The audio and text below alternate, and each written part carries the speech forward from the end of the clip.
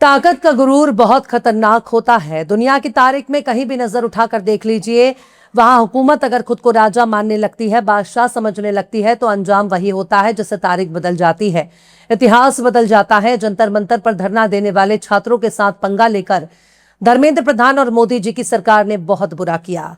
जंतर मंतर का धुआं पूरे देश में उठने लगा, तब जाकर मोदी सरकार के मंत्री धर्मेंद्र प्रधान ने इस्तीफा दे दिया है। नाक बचाने के चक्कर में अपने ही पैर पर कुल्हाड़ी मारने का काम अगर किसी ने किया है तो उसका नाम है धर्मेंद्र प्रधान। जंतर मंतर पर प्रोटेस्ट करने वाले छात्रों की अब तक की सबसे बड़ी जीत मानी जा रही है। पर अब का होए पछताए जब चिड़िया चुग गई खेत। अब तो धर्मेंद्र प्रधान अपनी इज्जत खो चुके हैं।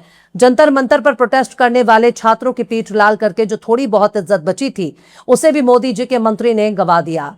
अब धर्मेंद्र प्रधान ने घुटने टेक दिए हैं, या फिर यूं कहा जाए कि मोदी सरकार को अपनी इज्जत बचाने के लिए धर्मेंद्र प्रधान से इस्तीफा लेना पड़ा, या जबरन धर्मेंद्र प्रधान से इस्तीफा लिखवा लिया।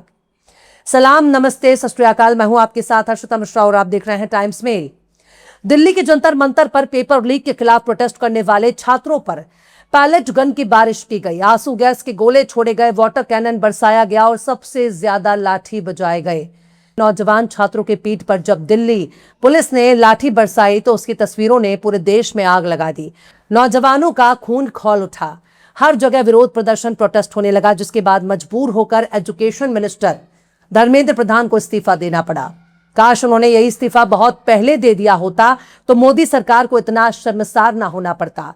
क्या फायदा अब इस्तीफा देने से?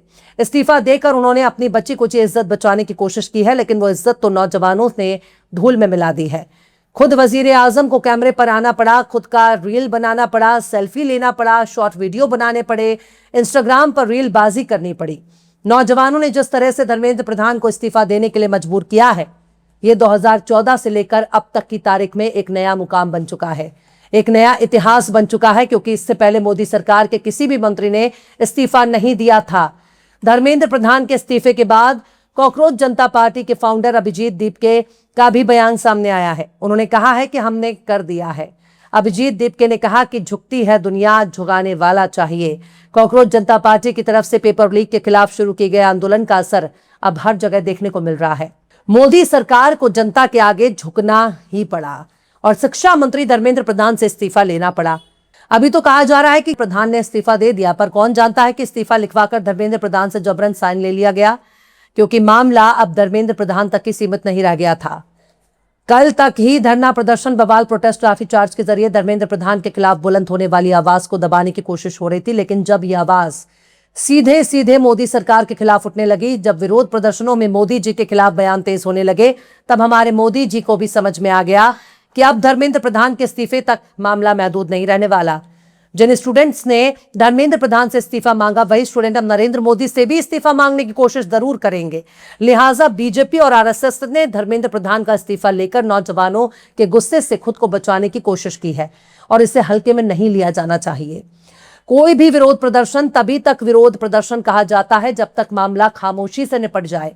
जब विरोध प्रदर्शन को खत्म करने के लिए सरकार अपने नुमाइंदों को भेजकर बातचीत करती है, तब कहा जाता है लोकतंत्र में विरोध प्रदर्शन और आलोचना को सहना पड़ता है, तब लोकतंत्र को जिंदा होने की पहचान कही जाती है। लेकिन जब किसी भी विरोध प्रदर्शन को दबाने के लिए ताकत का इस्तेमाल किया जाने लगे, लाठी का इस्तेमाल किया जाने लगे, हाथ पैर तोड़ने का काम शुरू हो जाए, सर फोड़ने का काम शुरू हो जाए और विरोध प्रदर्शन करने वाले छात्रों की जान लेने की कोशिश होने लगे, तब उसे महज विरोध प्रदर्शन या प्रोटेस्ट नहीं कहा जा सकता, बल्कि लाठी चलाने वाले प्रोटेस्ट करने वालों को समझाने लगते हैं कि तुम जिस प्रोटेस्ट को कर रहे हो, ये प्रोटेस्ट नहीं बल्कि ये बगावत है।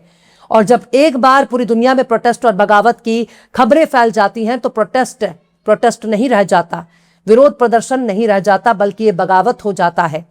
खासकर जिस तरह से जंतर मंतर पर कम उम्र के नौजवानों के पीठ पर लाठी बजाई गई, उनके हाथ पैर तोड़े गए, पैलेट गन के इस्तेमाल के आरोप भी दिल्ली पुलिस पर लगे। दिल्ली पुलिस ने भले ही पैलेट गन के इस्तेमाल से इनकार किया हो, पर जिस तरह की लाठी डंडे मासूम बच्चों पर चले हैं, उसकी तस्वीरों ने देश भर में मौजूद नौजवानों को बेचैन कर दिया। यूपी से लेकर बिहार, बिहार से लेकर बंगाल, बंगाल से लेकर गुजरात, मध्य प्रदेश, उत्तराखंड, महाराष्ट्र तक जंतर मंतर की आग फैलने लगी, जिसे ठंडा करना अब लाठी डंडे की बस की बात नहीं रह गई।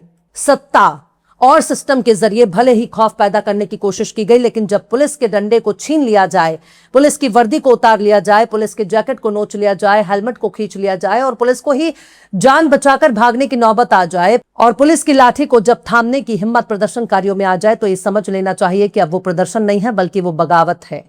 और जब अपने ऊपर पड़ने वाले वार को ताकत के जरिए कोई भी भीड़ रोकना शुरू कर देती है, तब प्रदर्शन की गूंज सत्ता पर बैठे सबसे बड़े नुमाइंदे तक पहुंच जाती है।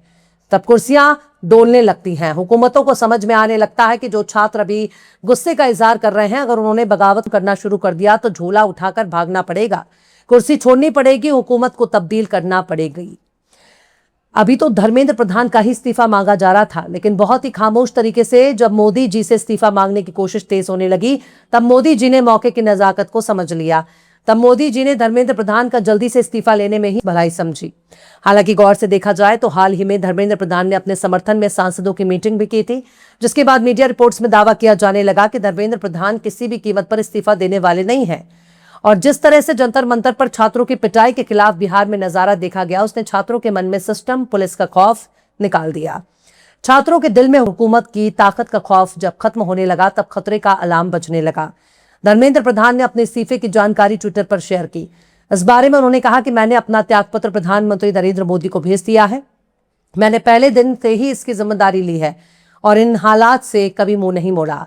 पिछले दिन का घटनाक्रम देखकर मेरा मन दुखी है। ये मेरे लिए व्यक्तिगत प्रतिष्ठा का भी सवाल नहीं है। धर्मेंद्र प्रधान ने कहा कि जंतर मंतर पर और देश में जो हालात बने हैं, उसका राष्ट्र विरोधी ताकतें फायदा ना उठाएं, देश की एकता बनी रहे। मतलब रस्सी जल गया पर बल नहीं गया। छात्रों ने घुटने टेकने पर मजबूर कर दिया, पर इनकी अकड़ कम नहीं हुई।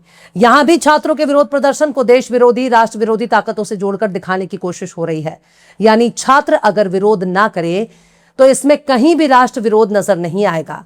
छात्र अगर उनके खिलाफ आवाज बुलंद ना करे तो तमाम के तमाम छात्र देशभक्त माने जाएंगे, राष्ट्र हितैषी माने जाएंगे, राष्ट्र प्रेमी माने जाएंगे। आखिर धर्मेंद्र प्रधान क्या साबित करना चाहते हैं? इस तरह की बातें कह के और लिख कर वो छात्रों के मन में अपने खिलाफ ठूस ठूस कर नफरत भरना चाहते हैं। इस तरह के शब्दों से वो अपनी नाकामी को छिपाने की कोशिश क्यों कर रहे हैं? देश का कोई भी ऐसा इलाका बाकी नहीं है जहां धर्मेंद्र प्रधान के खिलाफ विरोध प्रदर्शन ना किया गया हो। और ये धर्मेंद्र प्रधान के खिलाफ उठने वाली विरोध की लहर देश के प्रधानमंत्री की कुर्सी तक जब पहुंचने लगी, तभी इस बात का अंदाजा हो गया था कि धर्मेंद्र प्रधान को अब तो इस्तीफा देना ही होगा, वरना मोदी जी के किसी भी नेता ने आज तक इस्तीफे की कोशिश नहीं की। बच्चों के एग्जाम कैंसिल हो जाते हैं, पेपर लीक हो जाता है, मेहनत कश दिन रात मेहनत करने वाले बच्चे अपनी जान देने के लिए मजबूर हो जाते हैं। खुद की जान लेना इतना आसान नहीं होता। जब उम्मीदों का कत्ल हो जाता है, जब उम्मीदें मर जाती हैं, चारों तरफ से अंधेरा ही अंधेरा नजर आने लगता है, तब जाकर कोई शख्स मजबूर होकर खुद की जान लेता है। और एक के बाद एक पेपर लीक होने के लिए सिर्फ धर्मेंद्र प्रधान को ही थोड़ी ना जवाबदेह ठहराया जाना चाहिए। धर्मेंद्र प्रधान तो सिर्फ एक चेहरा है, असल कसूरवार कौन है ये बात पूरा देश समझ रहा है। फिलहाल इस खबर में बस इतना ही। एपिसोड आपको कैसा लगा कमेंट बॉक्स में आप जरूर से बताइए। पसंद आए तो लाइक करें, शेयर करें और बेबाक निष्पक्ष स्वतंत्र पत्रकारिता को सपोर्ट करने के लिए आप हमारे चैनल टाइम्स मेल को जरूर से सब्सक्राइब करें और बेल आइकन की घंटी वाली बटन आप जरूर से दबा दें ताकि आपको हमारे आने वाले नए वीडियो की नोटिफिकेशन फौरन ही मिल जाए। फिर मिलते हैं किसी और वीडियो में एक नई खबर के साथ। हर्षिता मिश्रा को दीजिए इजाजत। जय हिंद। अगर अभी तक आपने हमारे चैनल टाइम्स मेल को सब्सक्राइब नहीं किया है तो जल्दी से सब्सक्राइब कर दें और बेल आइकन भी प्रेस कर दें।